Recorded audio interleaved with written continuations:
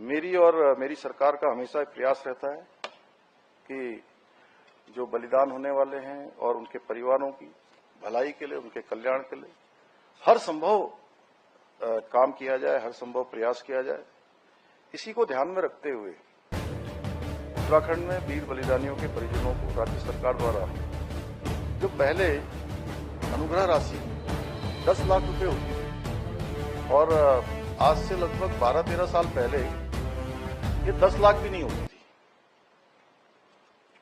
और चूंकि मैं खटीमा क्षेत्र में मैं विधायक पहली बार चुना गया, उस क्षेत्र में सैनिकों की बहुत बड़ी संख्या है और जब भी वो पूरा क्षेत्र बनबसा, टनकपुर, जहां हमारे राज्यपाल महोदय ने भी जहां सेवा दी, वो क्षेत्र उसी में आता है।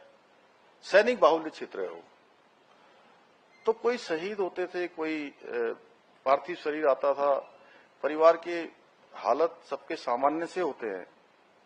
तो ये व्यवस्था नहीं थी राज्य सरकार की तरफ से कोई।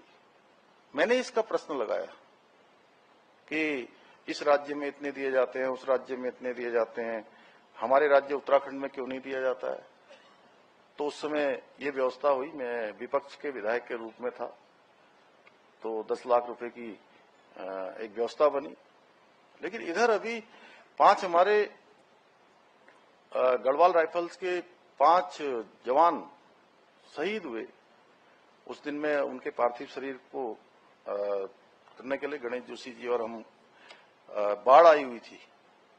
टनकपुर, बनबसा, खटीमा क्षेत्र में बहुत बाढ़ आई हुई थी। हम बाढ़ में थे और ऐसा लग रहा था कि उनका शरीर जो है रात तक आएगा।